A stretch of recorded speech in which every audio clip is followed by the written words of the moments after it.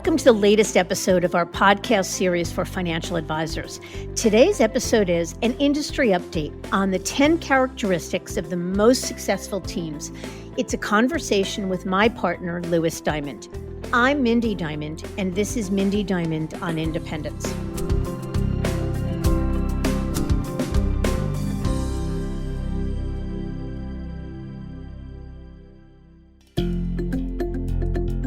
This podcast is available on our website, diamond-consultants.com, as well as Apple Podcasts and other major podcast platforms. If you are not already a subscriber and want to be notified of new show releases, please subscribe right on your favorite podcast platform or on the episode page on our website. For Apple Podcast users, I'd be grateful if you'd give the show a review.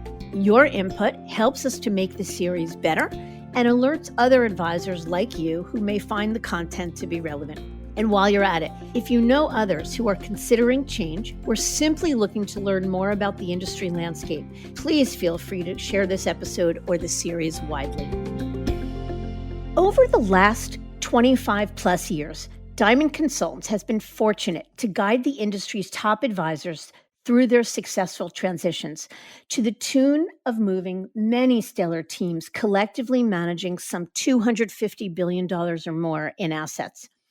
We're grateful for the trust these teams have placed in us and for the front row seat with an instructive view of what sets them apart from others in the field. Like sports teams, it's not enough to have the strongest, most talented, and dedicated players on the field.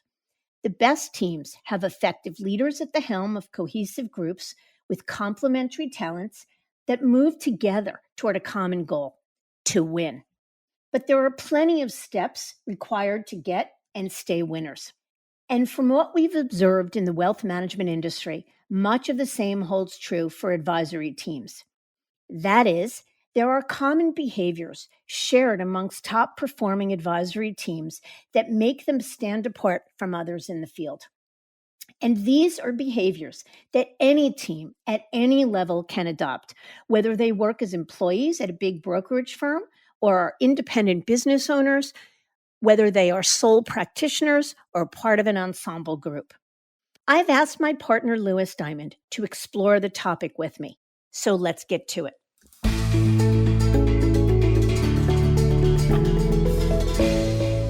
Lewis, I thank you once again for joining me. Absolutely. Excited to dive in. Okay, so from having worked with so many of these top advisors, what is it that, from your perspective, makes them so extraordinarily effective and efficient? Yeah, I think both of those words are important because there's many extremely effective advisors. They've mastered their craft, they're experts in their field, but they may not be efficient. And vice versa, there's many that might be efficient, but aren't necessarily as effective. So I think combining those two words, efficient and effective, is key. And to me, that leads to being members of a team. The best advisors in the industry are parts of teams, whether it's multiple advisors that are supporting a common client base, or maybe it's multiple advisors supported by a common support team, or maybe it's one advisor who's built more of an ensemble practice with multiple specialists supporting his own business. But the common thread is not running alone. I would also use the sports analogy that we heard earlier in this series by Dan Johnson, where he talked about a team operating more like a basketball team rather than a bowling club or a bowling team. So the basketball team has 5 different members on the floor at the same time. Each one has their own role. You have the point guard who's calling the plays, you have the center who's getting the rebounds, et cetera, versus a bowling team where you have one person who's the star and there's not too much support behind them. So to me, that's what really makes a lot of these top advisors the most effective, is that they're parts of teams and they're able to operate more efficiently because of that. So let me ask you a question about that with respect to teams. Number one, a lot of the firms have worked hard to really suggest or strongly encourage that solo advisors join teams.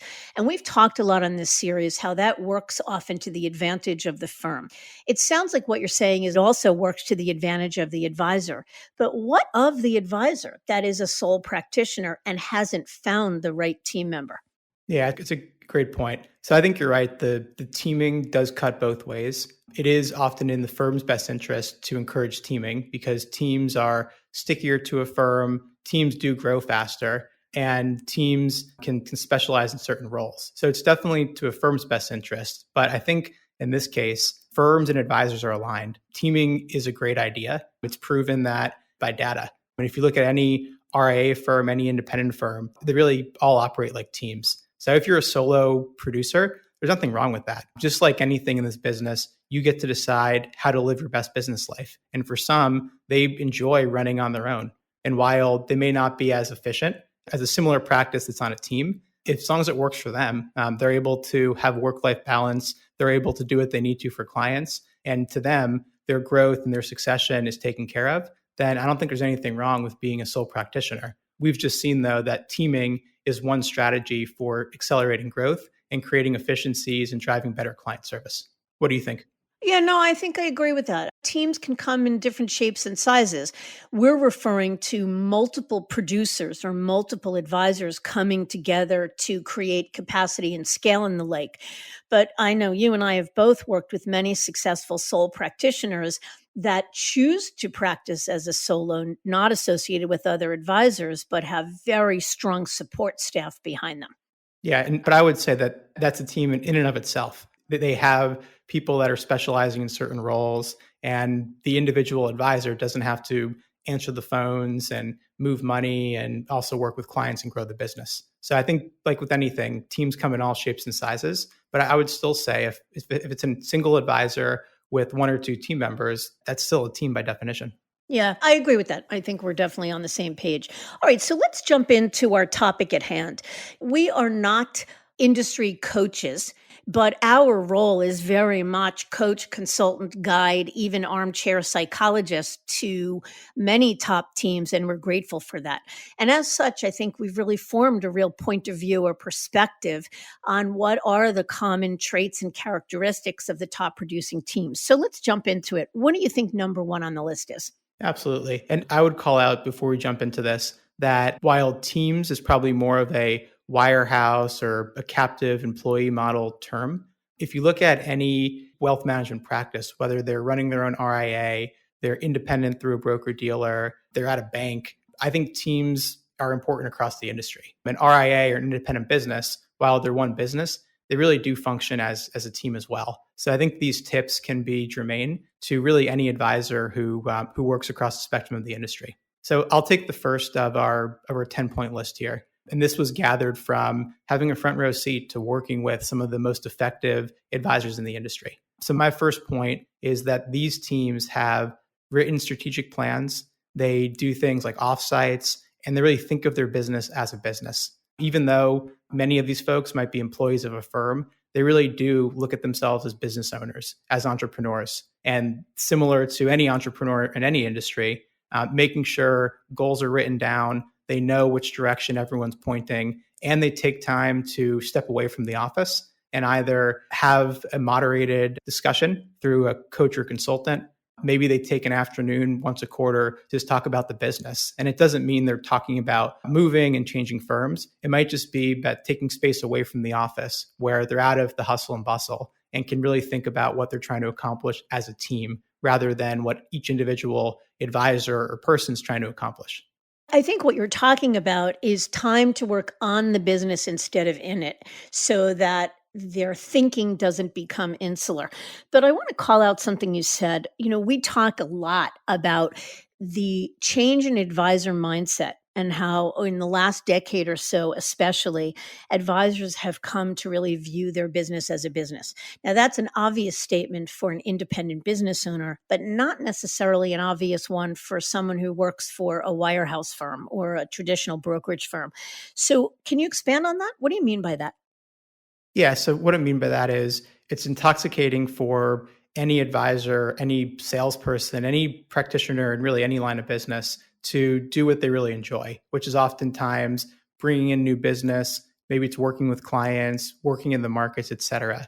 But the harder part, maybe the stuff that's not as fun because maybe it's overwhelming or it just takes you away from the immediacy of generating more business and growing it, is taking a step back and working on big picture items. So it's figuring out your handful of priorities that you're trying to accomplish. It's thinking through what do we want to look like in 3 to 5 years. It's thinking about, do we have the right people on our team? Are we rowing in the same direction? And as we go about our day, are we doing the right activities? Are we doing what's most essential? So it's hard to kind of take a step back and work on the business instead of in it. But it's really important because every financial advisor is really running their own business, regardless of what channel of the industry they happen to sit in.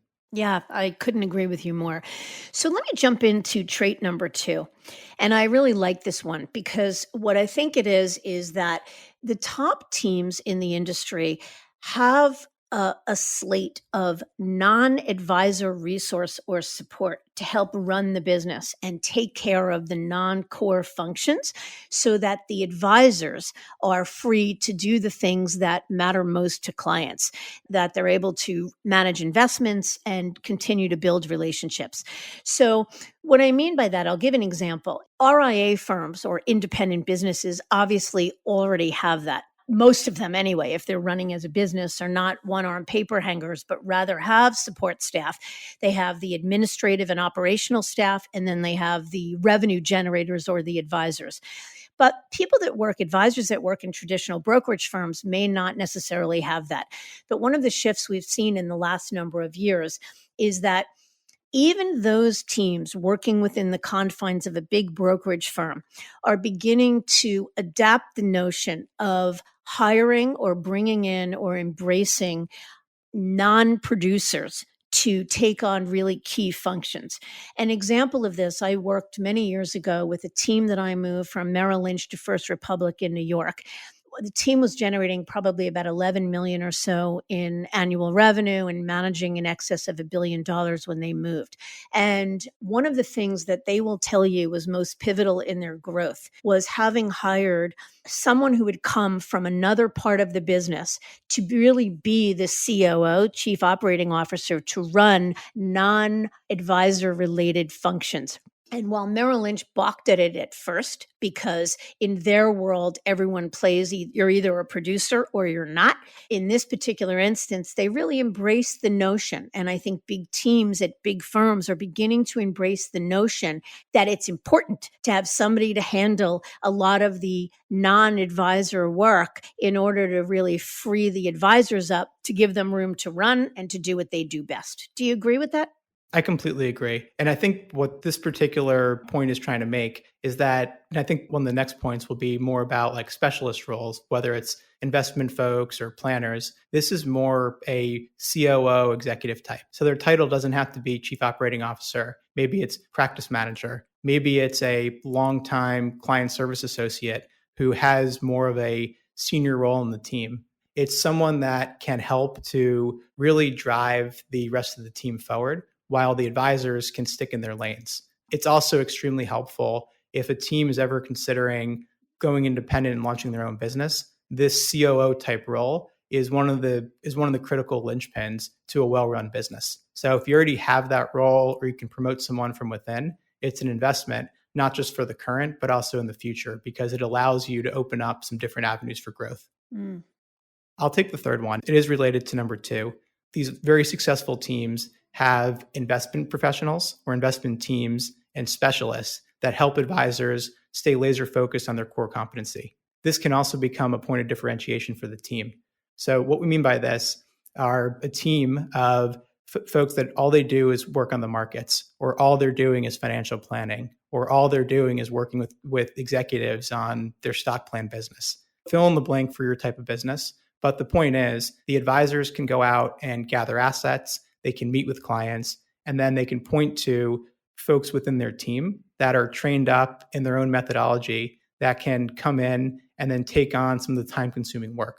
In this environment, many advisors look at investments, for instance, as being commoditized. While that may or may not be true, some teams look and say, well, investments, they might be commoditized, but we have a really talented team behind us, and we're actually going to make this a core competency. We're going to make ourselves look different from the other 14, 15, 16,000 advisors that sit at our firm. I really love this point. I think it's really important that a team has their own value proposition, and part of that is having their own internal specialists. But what about the ability to rely on the specialists that work for the firm so that a team doesn't have to come out of pocket to build their own slate of specialists? Can't they rely on their firms? Certainly. That's one way to leverage a firm's scale. And that's really what an advisor is paying for often. Out of the 55, 60 cents on the dollar that goes to the firm is you're getting their resources. The difference here is a specialist is supporting hundreds or maybe thousands of advisors. There's a limit to the amount of work that they'll do for you. There's a limit on their availability. And there's also an inconsistency in the quality of those professionals. So these are folks that are native to a team that an advisor can really trust to be an extension of their team. And they don't have to kind of take a guess as to who's going to be available in the specialist department. But certainly for maybe a team that doesn't have as much scale or a team that's just starting off, they can kind of test the waters of this approach with these centralized resources. And then as they grow and scale, maybe one of their first hires will be an investment professional or a paraplanner or something of the sort.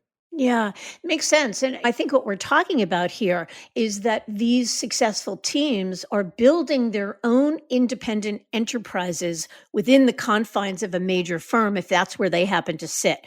They may not be independent, but they're creating their own infrastructure and their own kingdoms, if you will, so that they're looking and feeling more like their own independent entities. Let me segue then to point number 4. These big teams are never happy with the status quo, with stagnation. They're always possessing a growth mindset. They track to key performance indicators. They track common goals like net new assets and client retention and production. And every team member is aware of these goals and is incentivized to row in the same direction and to hit certain targets so that they really run as one cohesive group. And the notion, I think, of not being happy with the status quo, always looking for something bigger and better, tracks across any business. The notion that you want to always remain relevant, and the notion that if you're not growing, you're going backward. Anything you'd add to that one? Nope, I think that's very well said as is. I always think it's amazing in this industry that the best teams and advisors, they make tons and tons of money, and most can never work another day in their life and be extremely successful and already have their families set up for generations. But what keeps these teams fresh and why they're the best advisors is, like you said, they don't rest on their laurels. They're always looking at the next big thing. Certainly, plenty of advisors will run more of a lifestyle practice. Nothing wrong with that. You get to choose what you want as an advisor. But the biggest and best, the advisors that are consistently on Barron's and Forbes, they're the ones that are growing the fastest, usually because it means they're not taking their eye off the ball. They're not saying, well, I just had a great year and we just brought in 30 new households. I'm going to go and take a 4-month vacation. If anything, it's, well, we're going to bring in 35 households next year. We're going to grow even more. And as you know, as businesses get larger, the law of large numbers kicks in. And while 15, 20% growth is amazing, it's much harder to hit that as you get to 500 million, a billion, 2 billion, et cetera. And it's amazing that these successful teams, they keep hitting their growth targets year in, year out because they keep their eye on the ball. Yeah. And, I guess the only other thing I'd add is that what we are in the midst of now is a very strong seller's market. And what's driving it is that it's the biggest teams in the industry that are moving. And one of the reasons they're moving is that despite the fact, as you indicated, that they're making plenty of money, they're incredibly successful by any measure, they're hitting all of their metrics, they're hitting all of their goals, and they could easily rest on their laurels. They aren't. They're looking to grow. And part of growth and maximizing growth and efficiency and effectiveness is checking in whether their firm remains the very best partner for them to continue to do it. And that's why a lot of them are moving, is not because they want to cash a big check, but really driven by the fact that they're motivated to do bigger and better and are hoping to find a place that's bigger and better to do it. Absolutely. I'm with you.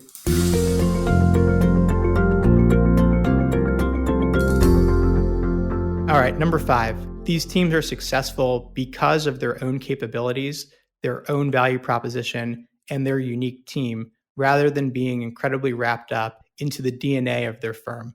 And the business is really built to be successful anywhere.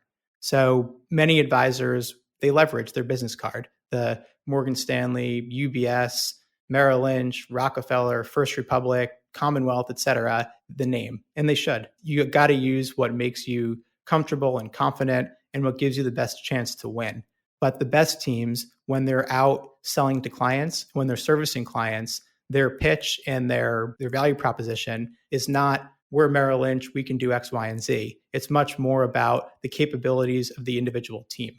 What this does is it makes it so that the team doesn't become so entrenched within the firm that they're kind of stuck. We see this often with teams at some of the larger private banks. It's the banks train advisors and relationship managers to be selling the firm, it's about bringing in other members of the firm, the trust specialist, the banker, the investment professional. And it's not nearly as much about the individual private banking team. So if you're practicing in a captive environment or at a broker dealer, the best teams make it much more about themselves. And they do it not just to make the business future proof, so that if they ever wanted to leave, it's easier to do so because there's going to be less breakage and it's not a complete 180 for clients. Now that's you're presenting something totally different, but it also prevents advisors from looking like the person next door to them. So a lot of advisors are practicing at a wirehouse, let's say, and there might be 6, 7, 14, 15, 16,000 advisors that carry the same business card and technically the same resources. So aside from future-proofing the business, what it also does is it makes you look different from the advisor next door or the advisor in the city over. So for a lot of reasons, advisors creating their own unique value proposition is incredibly important. Yeah, agreed completely. And so let me jump then to number 6. The top teams are really very clear headed about their vision and where they want to go, what they want for the business. And as we said before, leave ample time to work on the business, to constantly check in to make sure that the way they're living their lives and what they're doing is congruent with their goals, that they're constantly moving themselves forward in service of those goals, with the goals as their true north. And you would be surprised how many people lose track of that vision.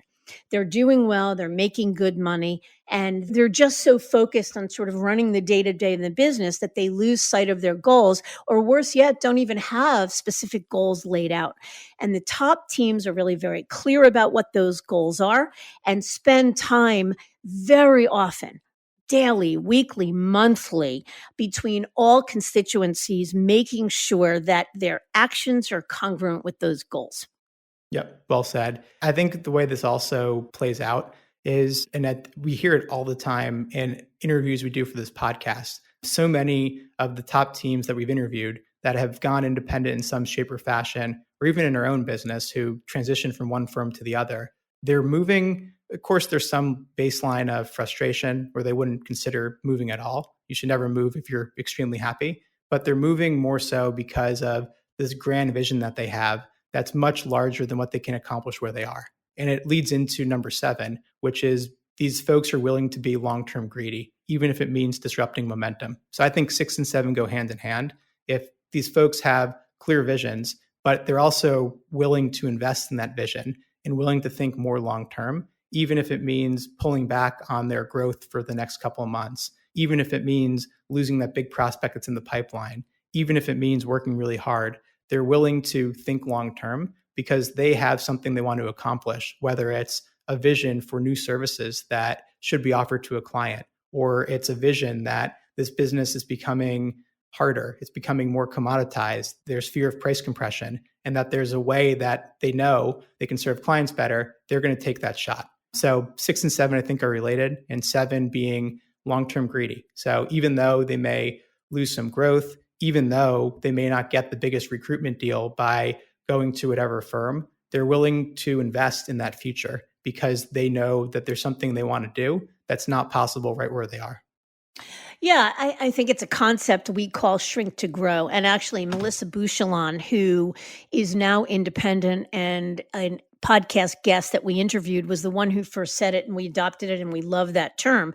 That there's always, we've never done a deal, we've never moved someone where they haven't had to leave some assets behind or had some breakage or slippage. And the top teams, if you have your eye on the prize, you're okay with the concept of shrinking to grow because it's all in the service of getting bigger and better and being more congruent with your goals. And that actually brings me to number 8, which is these top teams think critically. about how the status quo or their current situation impacts all stakeholders. So, not just about their own personal financial gain, but how is what we are doing and how we are living our business lives impacting clients and team members and our families and our own personal satisfaction? Are we enjoying what we are doing? So, a lot of times, those goals, the desire to serve clients and to create the best possible scenario for team members and all stakeholders, can be in direct conflict with the option that maximizes the advisor's personal financial gain. And the top teams are willing to do that for a couple of reasons. One is because if they think big picture, they know that if they keep their eye on the prize, they will win. That it should never be about money first and foremost that's driving it, but rather about big picture goals and always doing right by clients and team members. But the other reason is because they have real trust and faith in themselves. They trust their growth, they trust their process, they trust their relationships, they trust everything that they're doing, and they're willing to keep their eye on the prize. Absolutely. And I think an example of this are the retiring advisor programs that are available at most firms. These retiring advisor programs allow for a senior advisor to monetize their life's work by transitioning the business to the next generation. While it's nice for the senior team member because they don't have to move and it's easy and they're on the way out. So, what's the point of disrupting momentum and working really hard? The really good teams will think really critically about signing on to these programs because they don't want to lock up their team members, or they have family members that are coming into the business and they want to preserve any and all optionality. So these teams, they're thinking more than just about their own self. But you're an advisor because you're running a business, you're trying to make a living, and of course you have to take care of yourself. But the really good teams, they look at each other as family members, even if they're not related. And they look at the business as a business. We'll keep coming back to that concept. And they're willing to really think critically about what staying means for the client, what going means for the client. And if there is a way to do better for any of the key stakeholders, they're going to take that shot because they're really concerned about more than just looking out for number one. Yes, I couldn't agree with you more. All right, number 9. This one's a fun one. Top teams have multiple avenues of growth, so they're not overly reliant on one channel. So most advisors grow by way of client referrals. And of course, that's an amazing way to grow. And if you do good work, referrals will follow.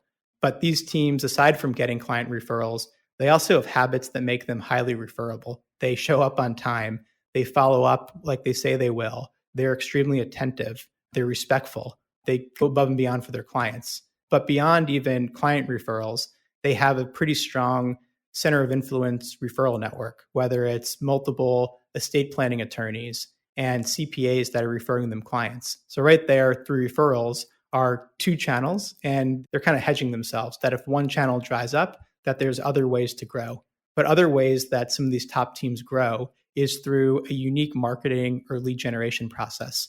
So definitely some more flexibility with how to do this if you're independent, because you can do things like paid marketing and you can use social media more. But even within a captive environment, some really good teams will go out and they're specialists. They have a unique message they're trying to get across. They're catering to a specific audience, a specific niche. And whether it's through seminars or whether it's through sponsorships or it's partnering with different organizations, they've come up with a really interesting and different way to grow in a scalable fashion. And they've really tapped into their growth. A couple of other points on multiple avenues for growth is the team is a magnet for acquiring the businesses of retiring advisors. And this is true if you're independent and you can buy a business, or if you're a team at a major firm. Folks are attracted to teams that are successful. And the best teams, by virtue of that, should be attractive landing spots for advisors that are looking to retire. So that's another way to grow inorganically. And then the last way I would say is that the team is an attractive hub for a next generation advisor to bolt onto. So whether it's being the go-to team for folks coming out of the training program, or whether it's you're independent and you just have a really vibrant culture where young advisors want to come join you, all of this protects the business because each of these leads to growth, but it also leads to a strong next generation and makes it so that if the market pulls back or a COI dries up or a deal falls through, that you're not just stuck. You have multiple ways to really, it's to hedge. Just like advisors, they build a diversified portfolio. This is really a diversified growth plan, and that's what the best teams have. Yeah. And what's so interesting, though, is that you and I talk a lot about what an uber competitive market it is, a recruiting market it is. We get calls every day from managers at major firms, as well as business owners of independent firms, large and small, all looking to recruit or acquire the same businesses. They all want the same thing. They want quality next gen talent. They'd love to buy retiring advisors' books, as two constituencies you've mentioned.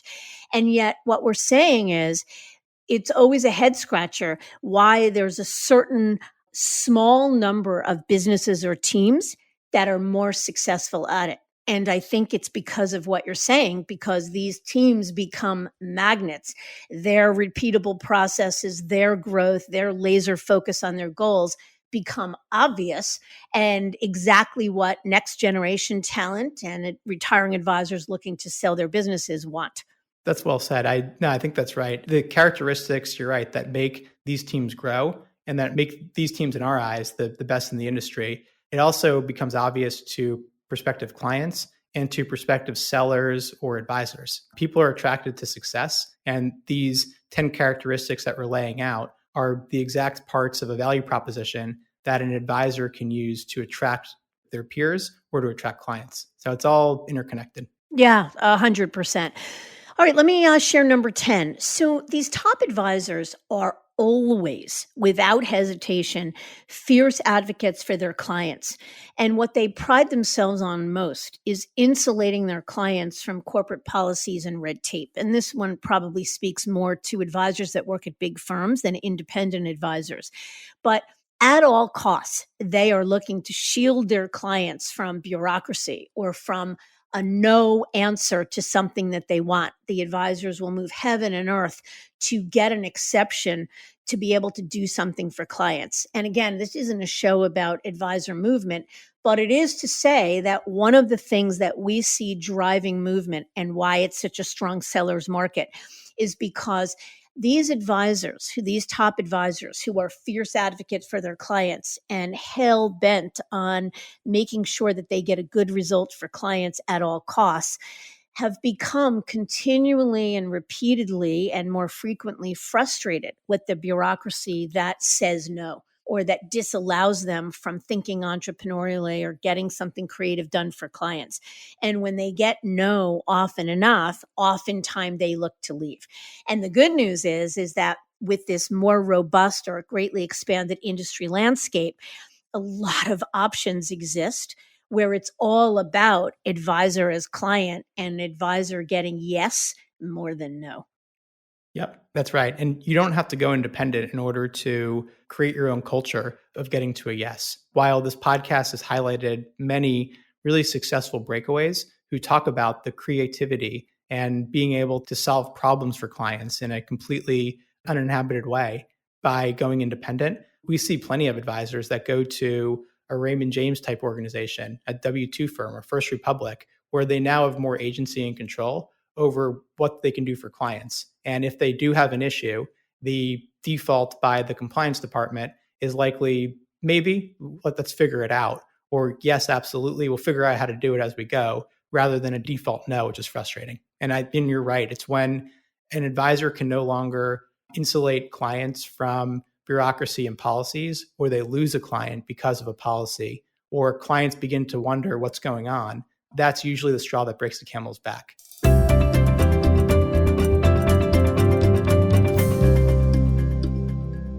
Last point I'll make on this, and unfortunately this kind of cuts both ways, when we're consulting with advisors on their transition strategy, and this is towards the end of the process when we're helping them think through what's the transition story, what's in it for clients in making a move, which is really the only way to view any transition.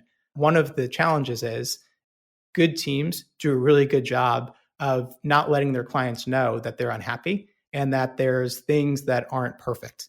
So when they're thinking about what's going to be better for a client, many of the reasons advisors move is more focused on the team itself. It's inefficient. We're getting our compensation cut. We can't do X, Y, and Z. But oftentimes clients aren't the wiser. So this does kind of cut both ways, that it's harder then to explain to a client why you're moving. So that's just a random aside. But good teams are really good at jumping in the middle, being the ball catcher, and making sure that even if there are frustrations or limitations, that they're still able to deliver a world-class level of service to their top clients. For sure.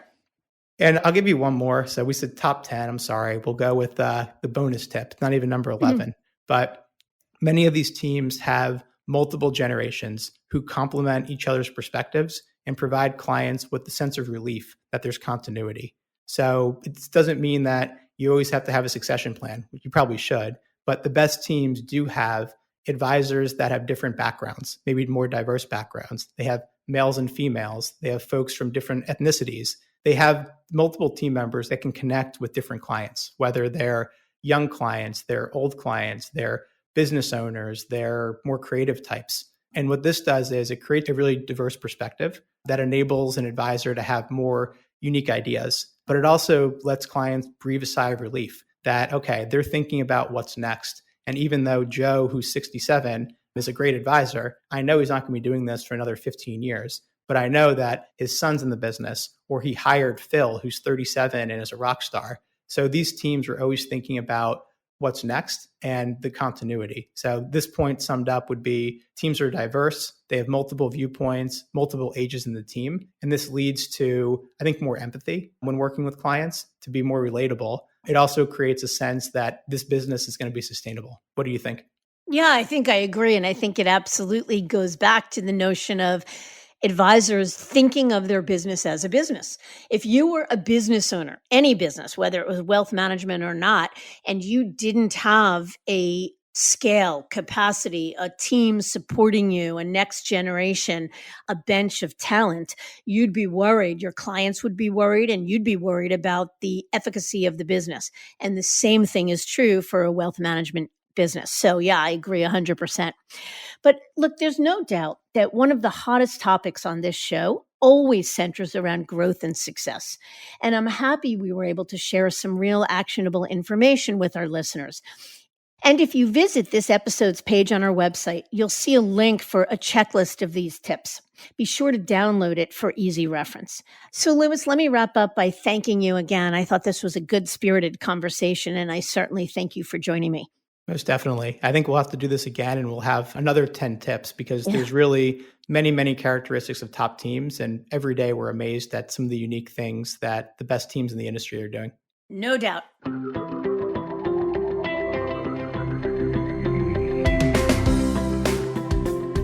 I thank you for listening. And I encourage you to visit our website, diamond-consultants.com, and click on the Tools and Resources link for valuable content. You'll also find a link to subscribe for regular updates to the series. And if you're not a recipient of our weekly email, Perspectives for Advisors, click on the articles link to browse recent topics. These written pieces are an ideal way to stay informed about what's going on in the wealth management space without expending the energy that full-on exploration requires. Feel free to email or call me if you have specific questions. I can be reached by cell at 973-476-8578 or by email at mdiamond@diamond-consultants.com. Please note that all requests are handled with complete discretion and confidentiality. And keep in mind that our services are available without cost to the advisor. You can see our website for more information. And again, if you enjoyed this episode, feel free to share it with a colleague who might benefit from its content. And if you're listening on the Apple Podcasts app, I'd be grateful if you gave it a star rating and review. It will let other advisors know it's a show worth your time to listen to. This is Mindy Diamond on Independence.